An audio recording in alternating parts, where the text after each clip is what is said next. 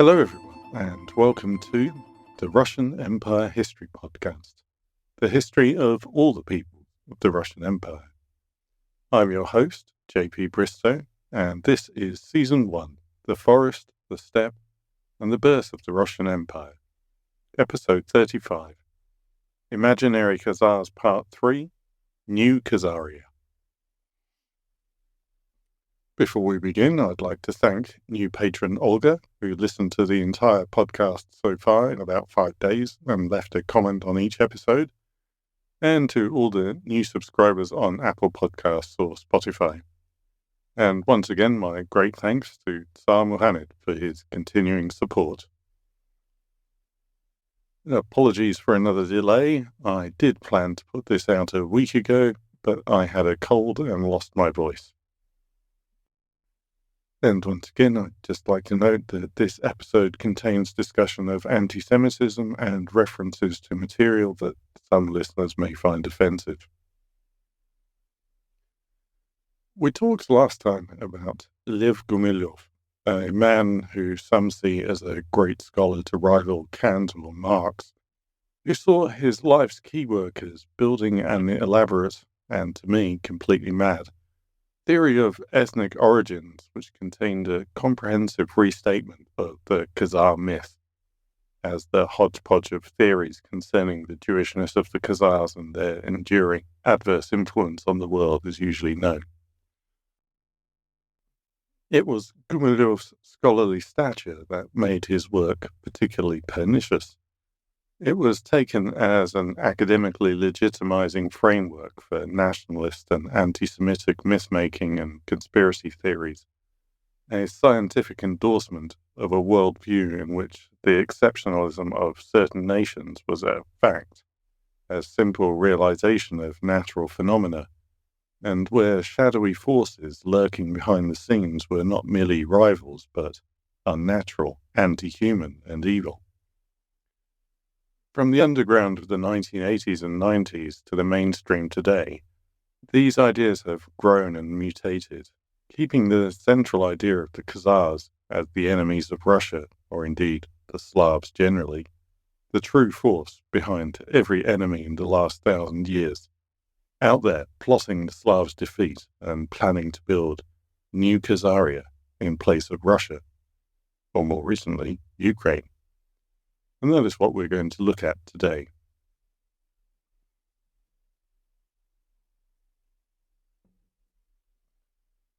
Gumilev himself did not consider Sviatoslav's destruction of Khazaria to be the end of the Jewish chimera. Deprived of their base, the Judeo-Khazar elite, he wrote, scattered across Europe, looking for new opportunities to create discord and find their way back to power. Gumilev saw Khazars behind Mstislav of Chernihiv attempting to seize Kiev in 1024, and believed that his army was made up of Tatars. He claimed that they followed their usual plan of using intermarriage to attempt to come to power in Kiev itself, entering into a struggle with Orthodox priests who refused to solemnize the mixed marriages. This process was only brought to a close by Vladimir Monomach, expelling the Jews from Kiev in 1113. With this done, Russia returned to the normal course of its ethnogenetic development. However, that was not the end of it. By the 19th century, Russia was entering the breakdown phase of development, and the dissipation of its passionary charge gave the old chimera the chance to return to the fray. In this view of history, it was no simple accident that so many revolutionaries were from a Jewish background. Gumilev saw Vladimir Lenin and Felix Dzerzhinsky as leaders of a Jewish force driving the Bolsheviks, who destroyed Russia.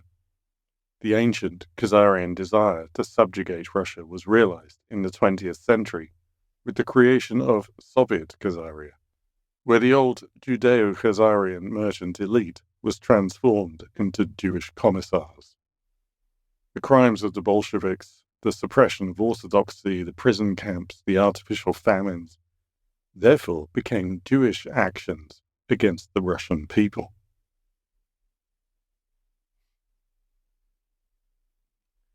However, like other nationalists, Gumilev had a complex relationship with the Soviet idea.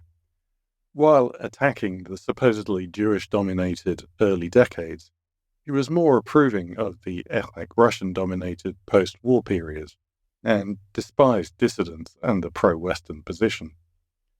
Like other nationalists, he deeply desired to be part of something big and strong, so the Soviet Union attracted him as much as it repulsed him. The Cold War fitted into his conception of a Russian superethnos across Eurasia, which was being opposed by the European and Chinese superethnies who wished to deny Russia its own path of development. Despite mistakes made by the Soviet Union, he believed that it was capable of playing the role of uniting Eurasia under the leadership of Russia. He even found a reason to say that Stalin was not all bad, claiming that the doctor's affair, when Stalin launched a campaign against the Jews, was the one thing he did right. It was not mere chance, he thought, that Stalin was dead just a couple of months later. The chimera would not just give up. As we get into the reception of Gumilev's work, I think it's worth noting that his enormous popularity was mostly among the wider public. Historians were generally not among his fans, and he himself was disparaging about history and considered himself more of a scientist. You will probably have noted in the last episode that his telling of the history of the Khazars and Rus was largely incompatible with the one we have heard during this podcast. It's fair to say that his version of the relations between Russia and the Mongols is also hard to reconcile with known historical fact. Actual historians have called his work sci-fi novels, a muddled mix of quasi-science and patriotism, called him a myth-maker masquerading as a national scientist, and stated that theories such as the ethnosphere and passionary cannot exist as objects of theory. He's been criticized for knowing nothing of and taking no interest in economics and for systematically avoiding facts when building his narratives, with his presentation of Khazars being one instance of this. What Gumilev called his natural science method meant theories about ethnicity and the ethnos as the subject of history. All history consisted of wars, rivalry, and alliances between ethnies. Questions like, when did the Rus arrive in Kiev, or did Rurik really exist, were of no importance or interest to him. Take the idea of behavioral stereotypes we talked about in the last episode. Do you think that Gumilev actually studied early childhood upbringing and how it relates to identity? Of course not. He probably would not even have had any idea where to start, as that kind of subject was well outside of any of his fields of expertise, and his indifference to work by Soviet ethnographers has been noted by many of his critics. Where he might have been on firmer ground in the relationship between the environment and peoples living in a given place, he was equally indifferent to exploring how or if this theory actually worked in the real world. Just cast your mind back to the first episode or think of a map of Russia or the Soviet Union. How could Russians possibly be described as living in a single environment that determines their ethnic adaptation? The people he picked as exemplars of passionanist, like Alexander the Great or Napoleon, didn't create any new ethnies, but scholars have seen them as something else, passionary elites versus non-passionary plebs, and seen the idea as parallel to ideas about the collective unconsciousness and idealists circulating among European fascists in the 20s and 30s. Viktor Shneroman, a Russian historian and ethnographer who studies nationalism and anti-Semitism in the post-Soviet space, wrote that Gumilev was not the father of ethnology, as his followers sometimes like to call him, but, quote, the prophet of dilettantes and xenophobic half-educated people, the kind of people who are filled with a furious desire to provide humanity with a new version of universal history. He probably did not intend this, but the fact is that Gumilev, in essence, prepared the ground for authors of pseudo-historical gibberish, and the demand for their writings among readers. Gumilev somehow became an authority and sanctioned a willful attitude towards history. Today, anyone can do anything they want with history. They can turn over facts to suit their ethnic leanings. They can cite no facts at all. They can invent evidence where it does not exist. His self-elected followers, who are completely without his intuition, his erudition, or his poetic gift, are creating a fantastic caricature of his ideas, parasitical on his many-sided personality." End quote.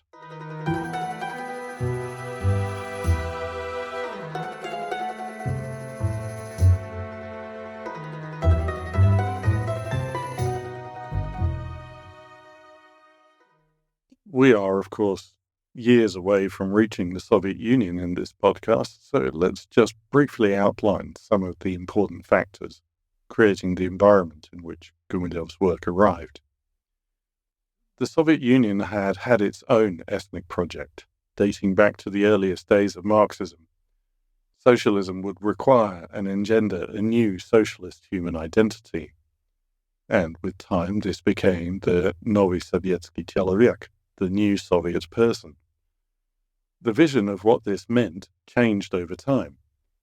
The radical avant-garde of the revolution saw virtuous superhumans freed of what they saw as the previous strictures and limitations of society, like family, living in a new way, enabled by technology, in mass housing, with canteens instead of kitchens, each performing their allotted task and receiving what was judged to be their needs. A vision that soon switched utopia for dystopia. The Stalinist era returned to the charismatic and emotional heroes in place of the robotic workers of the revolution. Rather than the collective being the new supermen of socialism, it was outstanding individuals, starting, of course, with Lenin and Stalin, and then on down through idealized figures like Stakhanov, the mythically productive worker, who were supermen and models for ordinary citizens to aspire to.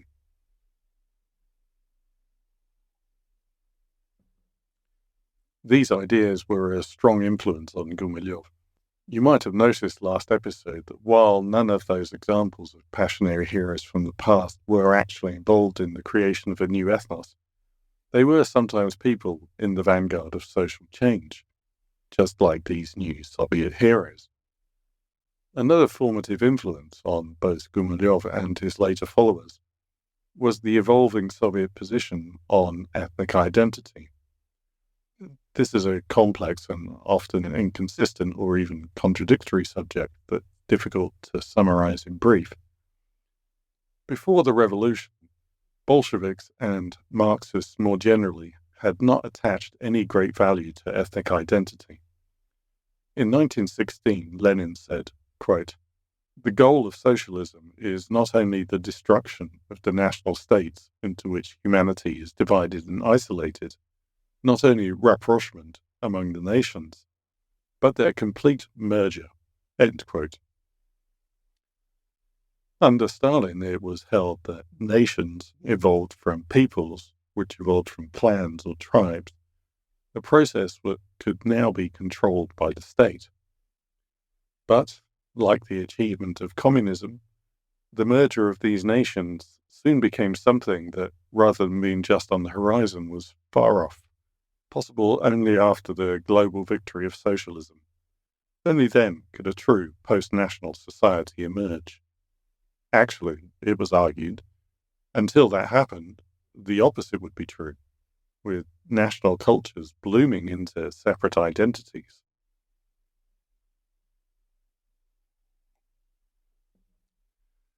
Stalin decided that these should be called socialist nations, which were obviously progressive and qualitatively different from the reactionary and oppressive capitalist nations.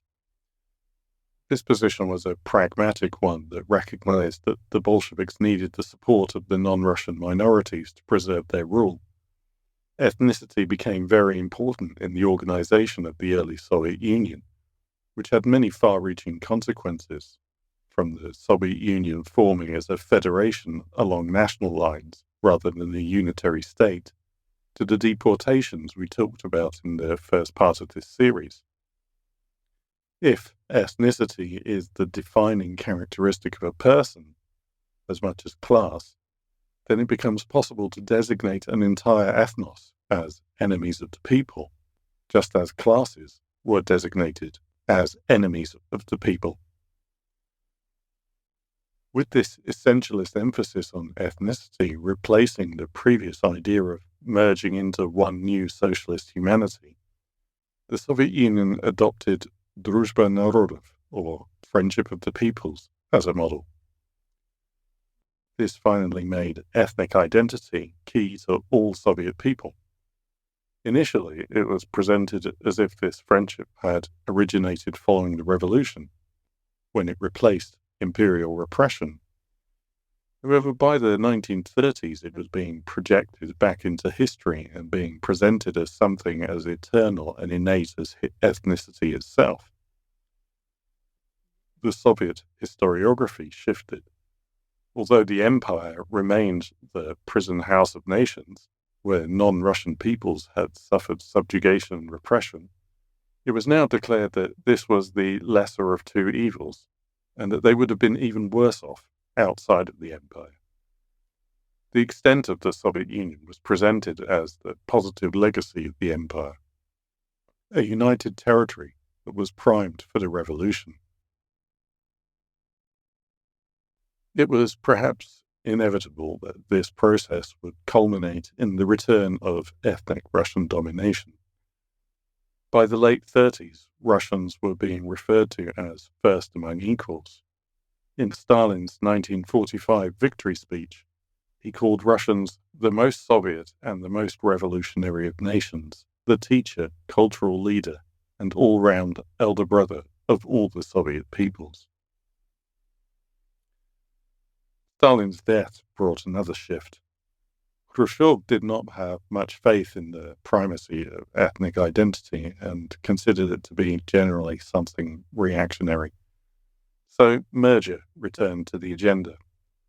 At the 1961 Congress of the Communist Party, it was declared that society had progressed to the creation of a new Sovietsky Narod, or Soviet nation. This nation shared a common homeland, civic identity, values, and economic system. Any individual ethnic identity was now subordinated to the larger, and in the future would be completely superseded by the Soviet identity. In line with this thinking, Khrushchev saw the internal federal borders of the Soviet Union as fading into irrelevance. The abolition of the national republics was discussed, with their replacement with a territorial organization based on economic principles. This was embodied in one decision with consequences that have come down to us today. In 1954, Khrushchev transferred Crimea from Russia to Ukraine, a decision in which, he said, Russia lost nothing and Ukraine gained nothing, since everything remained within the Soviet Union.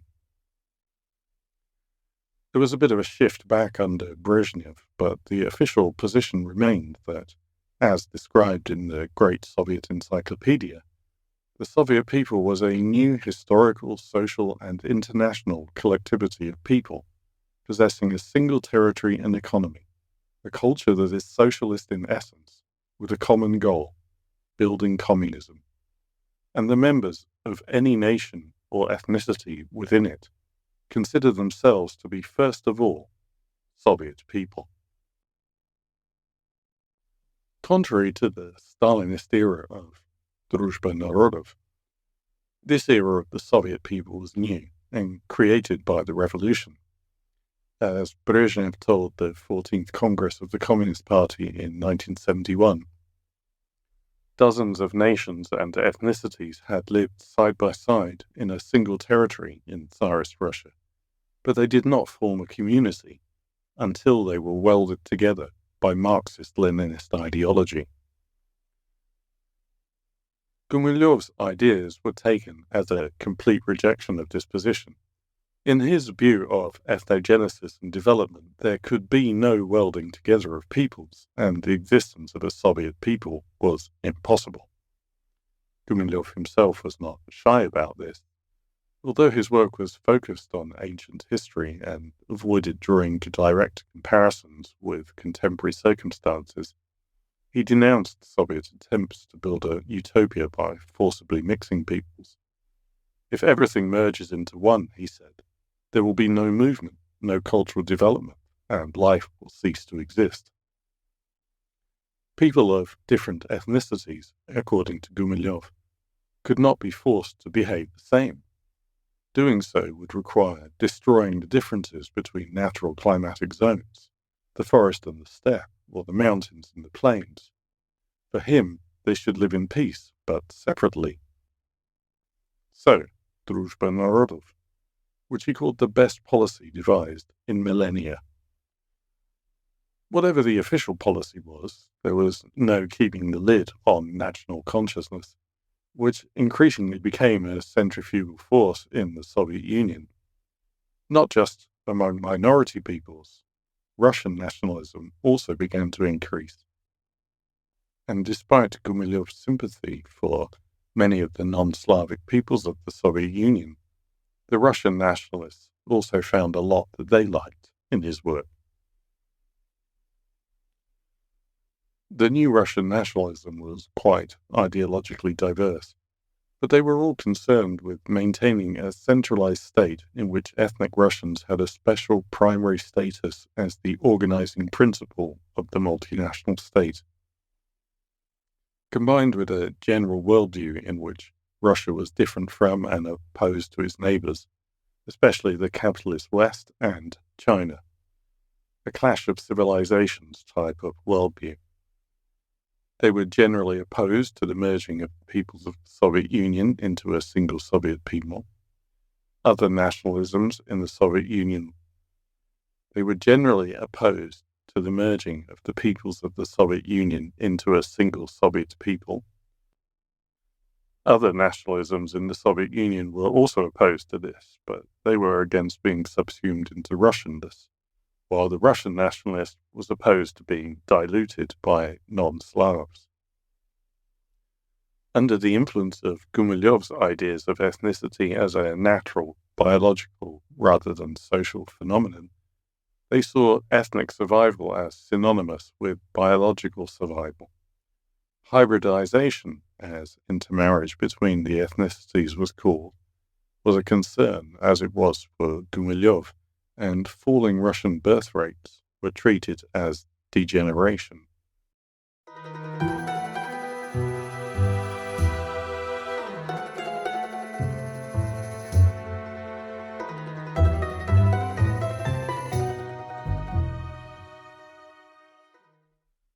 With his background in the literary intelligentsia, suffering under Soviet repression and unorthodox thinking, people often thought that Gumilev would be a liberal, Western-inclined dissident, but this was not the case. In fact, he embraced the nationalists.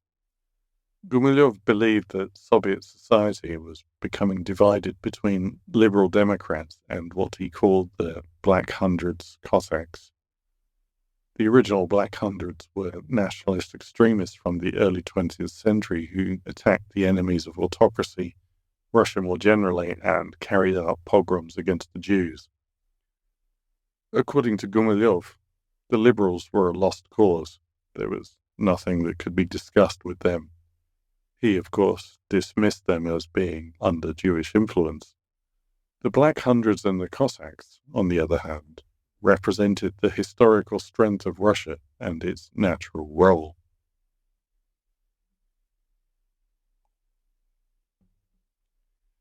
And nationalists returned the admiration. They liked his support for Russian greatness and uniqueness. His elaborately constructed theories of ethnies as natural and organic phenomena, the biosphere and opposition to mixing, was taken as providing a scientific substantiation for ethnocentrism. The supposed natural roles of certain super-ethnies and fears about the importance of future survival. What people in the Soviet Union, raised on Marxist-Leninist framings of everything, like to call objective reality. Like more famous dissident works, Gumilev's writings and nationalist commentaries circulated in samizdat, spreading these ideas further and further.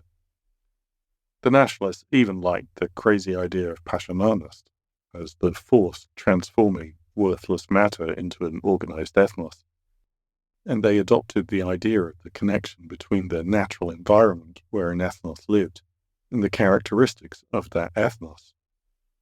The widespread environmental damage caused by various Soviet industrial and urban projects was seen as further evidence the government was not ruling for the benefit of Russians, and nationalists became environmentalists.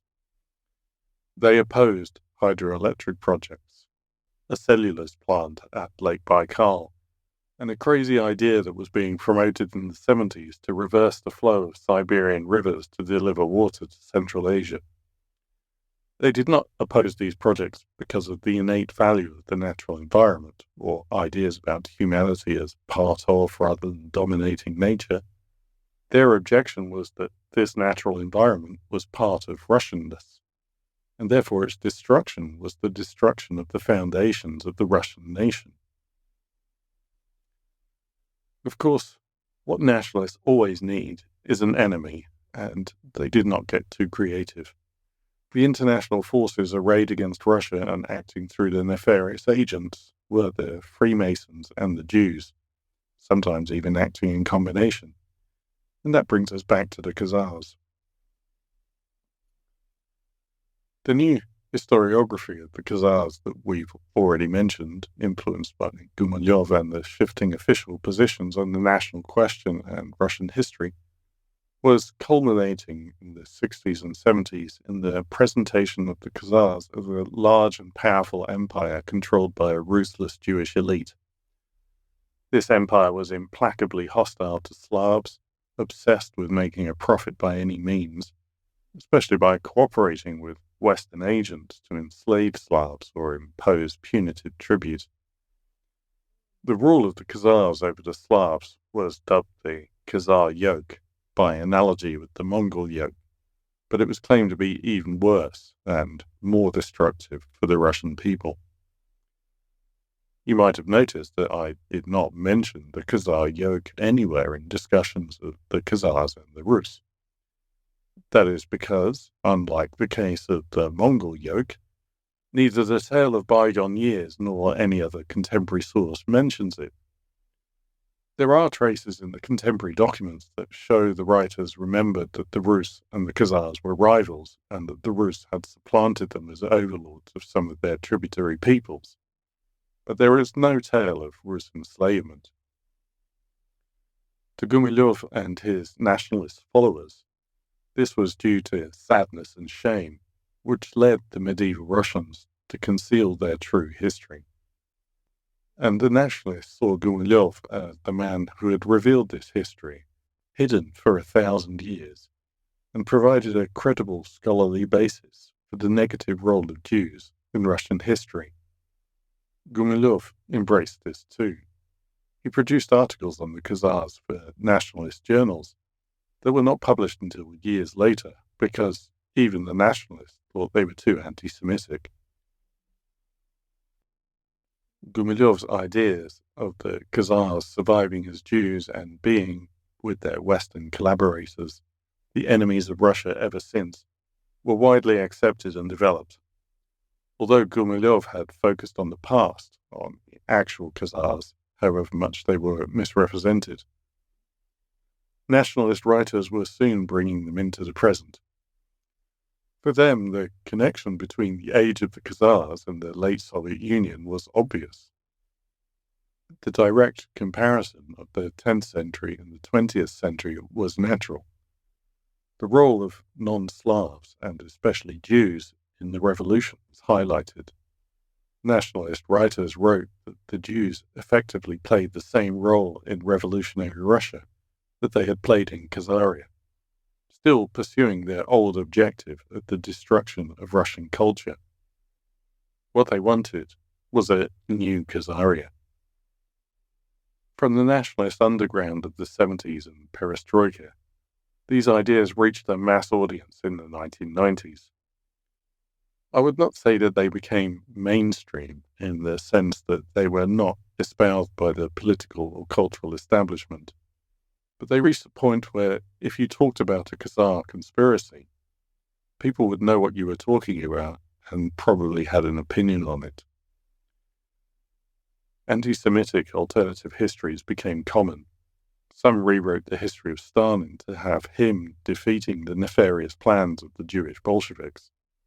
Underground essays were expanded and published as books with titles like A 3,000-Year-Old Mystery, A Contemporary Russian View of Jewish History, or The Truth About the Black Hundreds.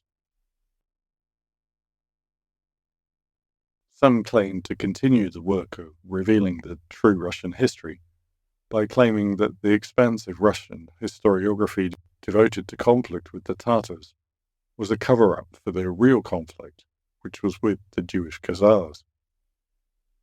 Alongside those who saw orthodoxy as an integral part of the Russian national identity, there were also neo-pagan nationalists who claimed that the conversion of Rus was itself part of the plot between the Jewish Khazars and their Western allies to subjugate the Rus.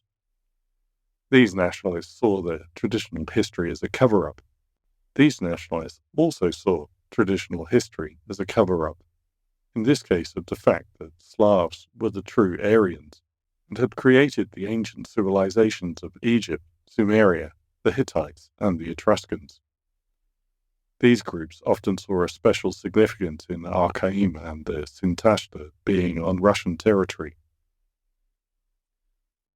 Although these neo-pagan groups remained marginal, their ideas are well represented in Russian science fiction and fantasy series that have become enormously popular.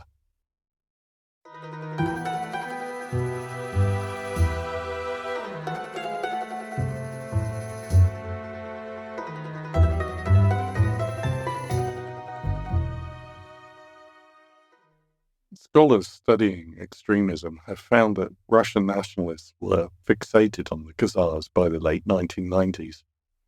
They were seen as the first of a series of foreign yokes imposed on the Slavs. Because the Khazars had existed as a state before Rus formed, and because they converted to Judaism, this was translated into an eternal Jewish enmity from the very beginning of Russian history. Life in the Soviet Union was characterized by the use of euphemisms to avoid, or at least give the appearance of avoiding, things that were forbidden.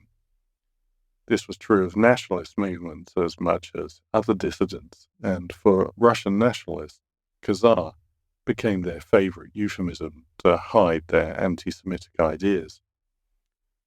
Rather than talking about Jewish infiltration of the Soviet government or shadowy Jewish figures controlling everything from the background, they would talk about Khazar expansionism or Khazar enslavement.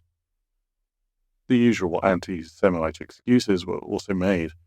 They did not oppose the Jews, they would say, only the harmful Jews, the ones trying to rule the world, or international Zionism, or the Ashkenazi, who, as we've already heard, they claimed descended from the Khazars and were not, therefore, true Jews. Along with the Khazars, the nationalists also frequently used the ethnic chimera, demonstrating Gumilev's role in popularizing the term. Gumilev's descriptions of Jewish Khazars as parasites and tumors echoes another influence on the nationalists. Hitler, who said that, quote, "The Jew was never a nomad, but always and always a parasite in the body of other peoples," end quote. Following their understanding of Gumilev, they saw ethnicity as the essential and archetypal inheritance from prehistoric ancestors, the source of cultural distinctions that could never be crossed over. As the Russian people were the same from time immemorial, their great enemy was likewise. This was said openly. As prominent nationalist author Vadim Kozhinov wrote, Khazaria was the permanent, persistent, and perfidious enemy of Rus. Some nationalists called communism an anti-system, meaning that it too was a chimera, caused by a clash between the Russians and Jews. The revolution was part of the world Zionist plot. According to some nationalists, the word Harbo meant both the segment of Jewish society that was trying to dominate the world and comrade, proving a link between the Khazars and the Bolsheviks. So the nationalist worldview explained the whole of Russian history in terms of a never-ending struggle against the Jewish-created chimera, forever trying to subjugate Russia. This is often combined with the view that the Turkic origins of the Khazars meant that not only were they cunning Jews, they were also savage Asiatics, leading to much lamenting of Russians' underappreciated role in defending Europe from their depredations. A Russian emigre to the United States, Vladimir Ushkuinik, expanded the idea still further. Not only were the Jews of Eastern Europe Khazars, but they still retained their traditional Khazar dual kingship. Lazar Kaganovich, a prominent Jewish Bolshevik, thus became the Kagan who Stalin served as beg. Others took this up. After all, it was right there in Kaganovich's name. Kagan. Talk about hiding in plain sight.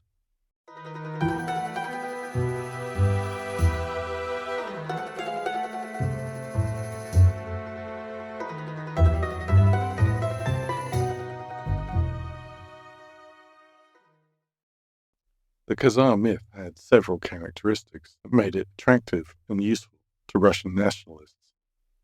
The Khazars had made the Eastern Slavs pay tribute and sold them into slavery for great profit, so they could be accused of continuing to want to rule and enslave Slavs. The role of Jews in Khazaria meant that Khazars could be charged with the usual anti-Semitic stereotypes of greed and cupidity.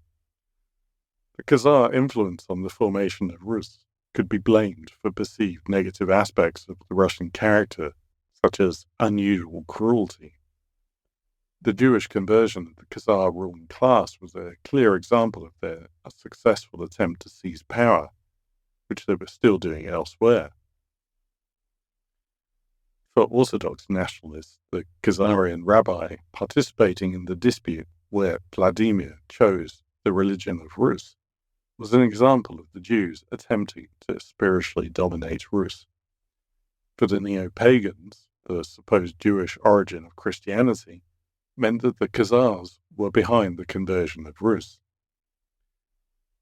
Tying the Khazars to Eastern European Jewish communities established a continuum from the Khanate to modern times, in which the Khazars preserved Jewish behavior and racial traits, as well as the desire to revenge themselves for Sviatoslav's destruction of Khazaria. The dual kingship of the Khazars could be linked to other regimes, where a Jewish puppet master could be alleged to hide behind a Russian public ruler. Finally, the Khazars could also be tied into the classic themes of Jewish world domination, which also elevated Russia's role from mere self-preservation to defending the whole of world civilization from evil, which fitted in well with other messianic ideas about Russia. Every flavor of nationalist could find something to suit whatever it was that they were most obsessed about. Orthodoxy, the Yellow Peril, or Russia's imperial mission of salvation. So the myth that Jewish Khazars were out there battling to subjugate Russia and establish a new Khazaria became well established in national discourse. But what and where the new Khazaria is has varied. First, it was the USSR, where supposedly Russians suffered at the hands of other nationalities, and the entire project of creating the Soviet identity was intended specifically to destroy the Russian national consciousness. Some writers like to call this a spiritual Khazar yoke. In the 1990s, Russia became the new Khazaria. Some of those who had called the Soviet Union the new Khazaria even went so far as to call Russia the third Khazaria. Nationalists worked themselves into paroxysms over Jewish oligarchs. During the Semi-Bankashina, or the time of the Seven Bankers, a play on the name for a historical episode where 7 boyars had governed Russia, of the 7 banker oligarchs who had engineered the re-election of and were allegedly controlling Yeltsin, Boris Berezovsky, Mikhail Friedman, and Vladimir Kuczynski were Jewish, and Mikhail Khodorkovsky's father was Jewish. Berezovsky in particular became a lightning rod for anti-Semitic conspiracy theorists. The rise of Vladimir Putin caused something of a split in nationalist circles. Some threw in their lot with Putin straight away, sure that he would eventually come out on their side, even though he gave them thin gruel in the early years. Alexander Parkhanov, editor of popular nationalist newspaper Zavtra, and author of the Protocols of the Elders of Zion-derived novel Mr. Hexagen, which somehow won the National Bestseller Award in 2003, called Putin Russia's champion against the Khazars. From being an anti-Semitic pariah in the Yeltsin years, with his paper only sold by shabby-looking old men outside the metro, he became a regular talking head on Russian national TV channels in the Putin era. Others were not so easily seduced, arguing instead that Putin was actually the leader of the Khazars, laying the groundwork for the collapse of Israel when all the Jews would move to Russia and create New Khazaria. When Putin made his return to the presidency in 2012, this began to change, and the conspiracists began talking about a new target for plotters planning the New Khazaria. This time, Ukraine. As in Russia, Jewish Ukrainian oligarchs were allegedly working in the interests of Israel, the Freemasons, and the West more generally. Igor Kolomoisky, a leading oligarch who was once governor of Dnipropetrovsk region, allegedly backed Zelensky's move into politics and has now had his citizenship revoked, was given a leading role in these theories. When the Maidan protests kicked off, they were immediately ascribed to Zionist Khazars attempting to start a civil war among Russians. Anyone following the news should be caught up by now that Russian nationalists do not regard Ukraine as a legitimate country or Ukrainians as a separate people. So in presenting the new government following the Revolution of Dignity as a Khazar junta, they were continuing the line of Khazaria's eternal battle against Russia, and therefore Khazar Ukraine is an existential threat to Russia. When Russian forces masquerading as separatists started fighting in eastern Ukraine, some nationalists claimed that Putin was again acting in the interests of a Zionist Khazar plot by creating a destructive civil war between Russian brothers that would once again pave the way for a creation of a new Khazaria in place of Ukraine. According to Schneiderman, the idea of Ukraine as the new Khazaria became almost universal in Russian nationalist publications in 2012 to 2014, but then disappeared almost overnight in 2015, suggesting that rather than being an organic outgrowth of the conspiracies already floating around Russia for decades, it was actually something that was organized and intentionally promoted by someone in the Russian state apparatus.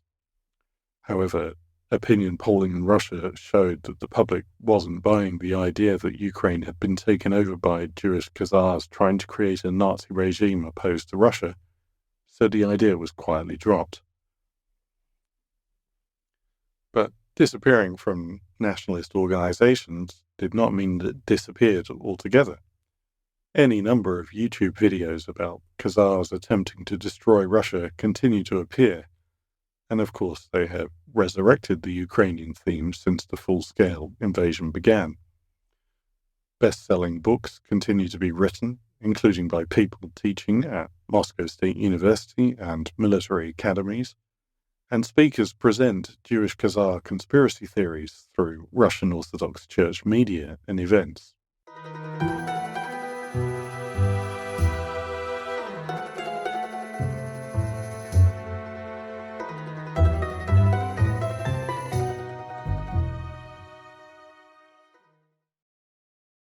You might wonder why I've taken the time to digress into this subject, so far away from 10th century Rus. Surely Jewish plots to rule the world are the marginal fantasies of fringe lunatics. Indeed, I would hardly call claims that Kolomoisky was working to build a new Khazaria in Ukraine to be populated by moving the population of Israel mainstream. But some or parts of the ideas discussed across these 3 episodes have indeed become mainstream. The idea that today's Jews are not true, real Jews, but only Khazars who have adopted Judaism has become a core element of Russian anti-Semitism. Putin even stated his belief that modern Jews, quote, have nothing genetically to do with the genuine Jewish ethnos, at a meeting with cultural industry representatives at the Kremlin in 2019. It has become mainstream to think of ethnicity as an immutable and essential characteristic. In this worldview, it's not only absurd to think of people who may have had some Russian heritage acquiring a Ukrainian identity. It's unnatural, even evil. Gumilevian ideas, like the superethnos and passionary, have become mainstream. They are routinely heard in the Russian national media. As a superethnos, Russia is capable of absorbing more ethnies. Maybe it even should. The idea of any of the other peoples of Russia, Tatars, Buryats, Sakha, or whoever, retaining their own identity rather than embracing being Ruski, is simply laughed at as if it was something ridiculous on its face. Driven by its passionary force, Russian attempts to dominate their neighbors and imperial wars of conquest cannot be judged in terms of right and wrong. They are merely the normal course of ethnic development driven by natural forces. The death and destruction of other cultures and the environment are, as Gumilev said, a shame, but what can you do? Perhaps more importantly, for today's Russia, the Kazar myth is part of a larger myth of Russian victimhood, of a world that has been continually trying to destroy Russia since its earliest days, that underpins so much of what is wrong with Russia and obstructs any attempts to assess and come to terms with its past. In this worldview, Russia is never the perpetrator. Wars are always imposed on it by outside forces, never its own choices, and the great atrocities in its history are put down to either outsiders working to destroy Russia or dismissed as unfortunate mistakes that got a bit out of hand.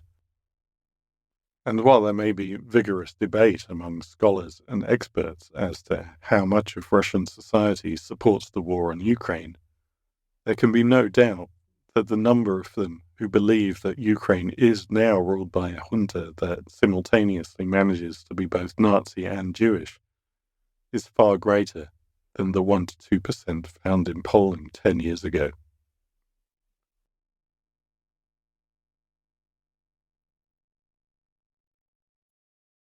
One of the leading experts on Khazars, whose name you will have heard several times back in the episodes on Khazaria, Peter Golden, said, quote, "Any presentation of the achievements of Khazar studies is necessarily idiosyncratic, inevitably reflecting personal interests, languages, political and cultural education, and so on." End quote. And he went on to hope that Khazar studies would be less subject to the ideological pressure of political currents in the 21st century, as totalitarian regimes fade away. Sadly, totalitarian regimes seem to be fading back in. As I was writing this episode, Vladimir Putin was again telling the world that Ukrainian President Volodymyr Zelensky is a Nazi-supporting disgrace to Jews.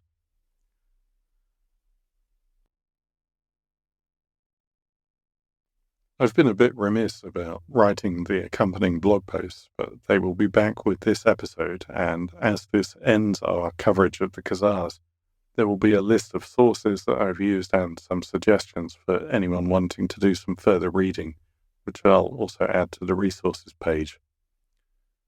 Next episode we return to roots, to see how Sviatoslav's sons deal with the issue of succession. Thank you for listening, and until next time, goodbye.